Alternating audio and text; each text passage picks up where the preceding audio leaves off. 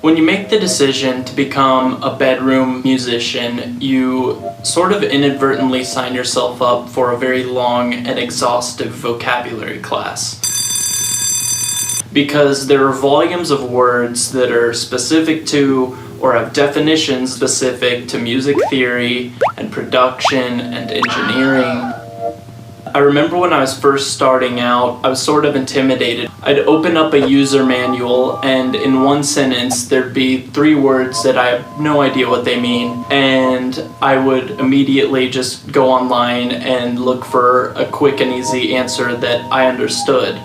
But eventually you sort of have to learn the jargon of the craft. Once you understand the meanings of these words, you're going to gain clarity, you're going to gain confidence, you're going to be more willing and more comfortable to explore ideas on a deeper level. And you sort of develop like a litmus test for other producers. If someone is talking big game, saying they know all this stuff, and then you bring up gain staging and their face goes blank, you know they're full of it. What the f***?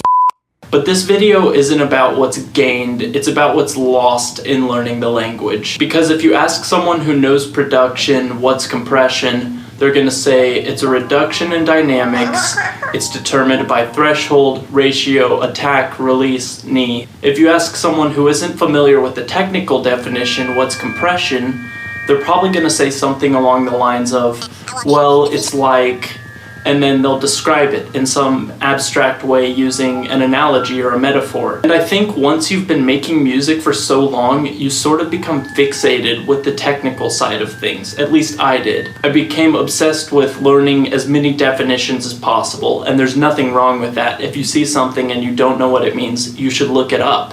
But I think in learning the language, we sort of lose something. We lose the ability to think about music in terms that have nothing to do with music. And that's what this video is about. I got the idea for this video when I was watching Mario Batali. He was making his famous beef cheek ravioli, and he was talking about how he treats each component of the dish separately. He seasons things individually, and then they come together. He seasons them as a whole.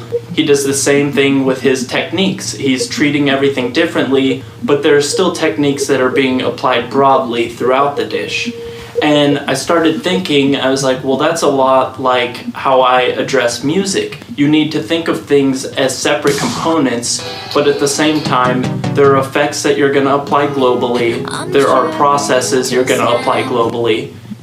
And it just sort of helped me to think about music as cooking. I don't know why. I just think sometimes it helps to think of things in an abstract manner. So I took this idea that maybe musicians can learn something from cooks and their workflow and the way they approach their craft, and I completely exhausted the idea, ruined it, created a list of 10 things that I think musicians can learn from cooks, and it's only my second video and I'm already making a list, so I'm already selling out. As if there aren't enough lists on the internet. I'm so annoyed by lists. They're always reductive, they're boring, they're forced. It's like, okay, you had 5 good ideas, but you expanded that to 25 just to get the clicks. And yeah, so don't resent me. Here it is, 10 things that musicians can learn from cooks. Let's go. All right. So I had originally bought the overhead projector to do some visual art stuff, but I figured since I'm doing this channel and it's how I grew up learning, let's use it as an instructional tool. And you might say, Baxter, you're an instructional tool, to which I would say, yes, I am. I'm doing a list video and it's only my second video. I think my poorly drawn illustrations are going to be sort of a theme for this channel. So if you want to guess who these people are in the comments section, that could be funny. I included some clues at the top. Clue number 1. Thank you.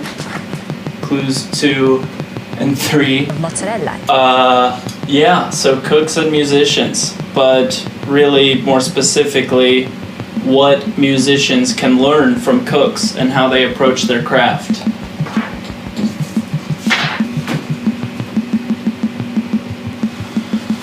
Number 1, know your tools. In the same way that a cook would never throw an ingredient that they've never tasted or smelt or felt into a dish, you shouldn't be blindly applying effects to any given signal chain.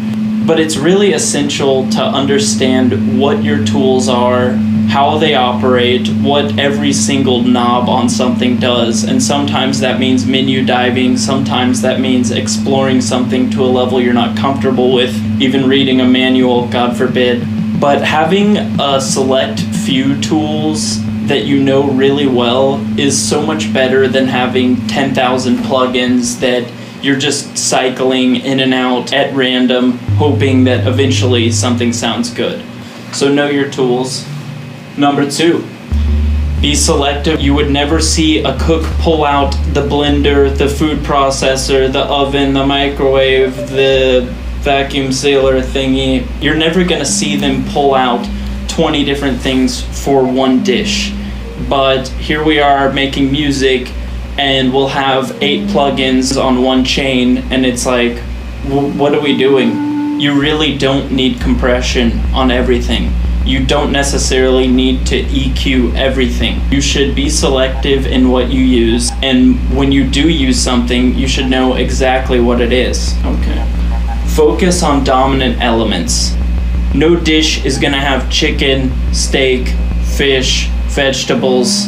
It's just over the top. I mean, I guess you see those fat sandwiches that are like mozzarella sticks, chicken fingers, whatever the hell else on a sandwich. And musically, I guess there's an equivalent for that. I don't know what it is. You can take a stab at it. I mean, it's pretty insulting because I think any serious cook probably sees those sandwiches and wants to kill themselves. But you really need to focus on a dominant element in your music, in your songwriting. Find that central theme, hone in on it, let everything surrounding it complement it, but at the same time add to it. Flavor each layer. I was talking about this with Mario Batali. Treat everything separately while at the same time having that final product in mind. I'm not going to recap that one entirely. Know where you're going, or don't. It helps to have an idea of where you want your song to go, of what you want the final product to sound like. Otherwise, you're going to do what I do all the time. It's probably my greatest flaw in music making, and it's the reason why I've gotten completely out of the box and am going DAWless. I would spend hours tweaking knobs on one freaking kick drum. You can just obsess over the micro aspects of music making. And if you know where you're going, I feel like that's not as much of a problem because you're so focused on the end goal that you don't necessarily get caught up by one single sound that, sure, it's going to contribute to the final product, but if you listen to your song and you switch out the kick, it's going to have an effect, but the effect's not going to be as pronounced as you're making it seem when you spend 4 hours tweaking that kick. So know where you're going. I say or don't because there is something to be said for the part of the creative process where you are tweaking incessantly, but just know that's how you're allocating your time. If where you're going is, okay, I want to spend 2 hours creating a kick, you know, I'm not obsessed with getting this final song out, but of course your end goal is always going to be to complete the song. So know where you're going or tweak endlessly. I don't know, I just think it helps either way to have a goal in mind. Okay, are you all getting bored yet? I mean, we're halfway through a list video. I've already expressed my distaste, more food metaphors for list videos. So how about we spice things up? More food metaphors. I'm eating this metaphor for lunch. Oh my god. I'm on a roll. Okay. Yeah, let's get this party started the only way I know how. Yeah! I definitely misspoke when I said this is the only way I know how to get a party started. I don't think That probably wouldn't be a very effective method of party starting. I can't really envision a room full of people and then you're just like, let's bring out the overhead projector, baby! I got food dye! I don't think that would go over too well. I wouldn't recommend adding the overhead projector to your arsenal of party starters, but it looks pretty cool. Here's how it's set up. I've got an absinthe fountain loaded with blue food dye. Got a tray that I've filled with water. My different food dyes on the card. It's pretty cool. Add some dishes to it. Start spinning shit around. Looks alright. Good for instructive purposes. I'm not sure why teachers don't use this in the classroom. You know, it's a great idea. Where are we? Use your senses. All of them. Well, chefs don't merely use taste and smell. They're feeling ingredients because the way that it feels in your mouth is obviously an integral part of the eating experience. You need to smell, you need to see. With music, it is easy, I feel like, to get caught up with your eyes. I mean, I feel like I would see a setting and I would just default to that number, whatever the setting was, whatever parameter level was set. And I would use my eyes more than my ears. Once you're in the box or even out of the box, you get comfortable with settings and then you just sort of revert back to them regardless of what your intent might be. So I think it's important, of course, to use your ears. You're making music. You're not going to taste or smell music unless you take acid, probably. Let's see. So yeah, use your senses. Practice, of course, a lot. There's something to be said for having an ear for music, of course, just like you have a palate for cooking. But you don't get anywhere without practicing all the time. Everyone who's best at what they do is constantly practicing. That's a theme that you're going to see in every craft. People have to refine their skills.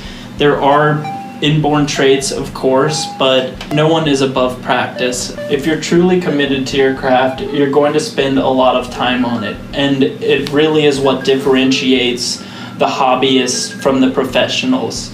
You know, hobbyists wait for inspiration to strike or whatever, but you just have to practice regardless of whether you're in the mood or not. Treat it like a job, because if your aspiration is to make it in the music industry, you have people who are doing this all day, every day, and if you're like me and have a day job, you really have to commit to spending your free time doing this. And it's not just part of your free time, it's not just weekends. You have to commit to staying up late, waking up early, doing regular work, and coming home exhausted from that, but still maintaining the energy and motivation that it takes to do this on a regular basis.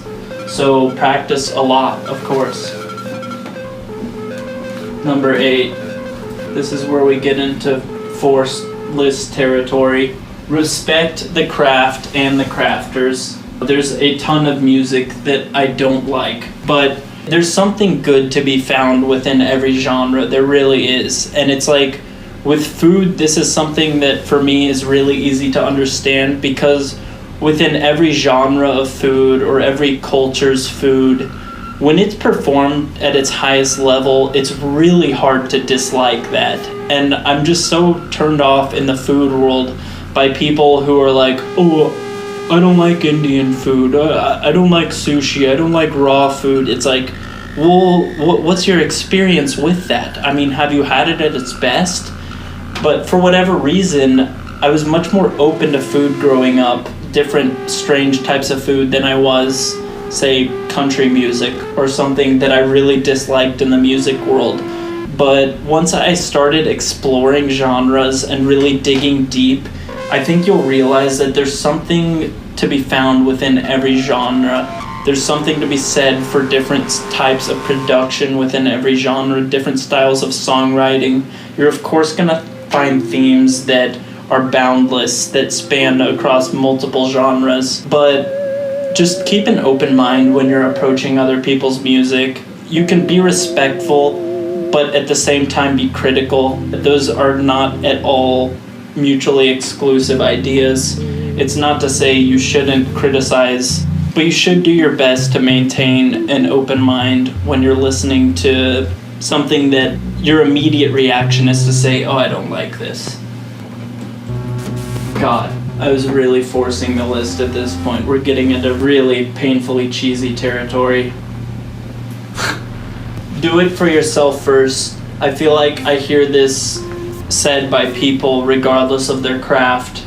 If you have your own personal standards and you meet your own personal standards, just put it out there, you know? Don't limit to yourself to others' expectations. You're never gonna reach a point of individualism by doing that. With the people I like in music, with the people I respect the most, they're doing it for themselves. And I hear this from chefs all the time. I cook for myself first, and then I cook for others. And it's just maintaining that integrity. Even after you've gotten some negative comments on what you're doing, I imagine it's really tough if you're in the restaurant business where you're paying to exist. Fortunately, our overhead as musicians is a little lower, so we can sort of afford to do it for ourselves first. It really is courage and integrity. Extremely cheesy, but their virtue is worth maintaining regardless of what's being said about what you're doing. If you're doing what you like, if it meets your own standards, who cares? I mean, if you're good at what you're doing, you're going to get recognition. And if you're doing it in a manner that no one else is doing it, not to say that everything hasn't been done, but there are a billion combinations within the realm of everything that's been done. Okay, last one.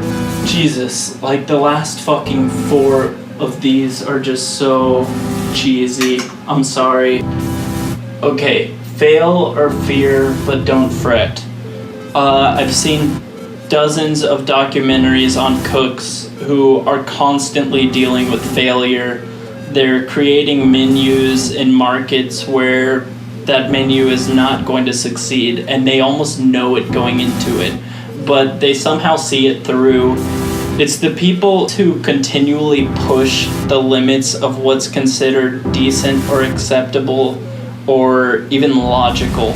They're the ones who are going to have that long-term success or be lauded as the best at what they do. And in music, you have such a broader target market. You know, well, you post something online and it's accessible from almost anywhere, whereas you open a restaurant and the menu is, of course, limited to the surrounding people or whoever comes and visits. But you should still embody that approach of failure is okay, it's inevitable. And of course, when you're failing consistently, you become fearful. I wake up mornings after making music sometimes and I'm like, what the fuck am I doing? I just spent so much time on that. I have so little to show for it. What I did yesterday, all I did was make what I was working on worse. And you can't help but feel intimidated and fearful. But fretting is a persistent state of anxiety. And you can't be anxious all the time. You have to experience that roller coaster of creativity, of craftsmanship.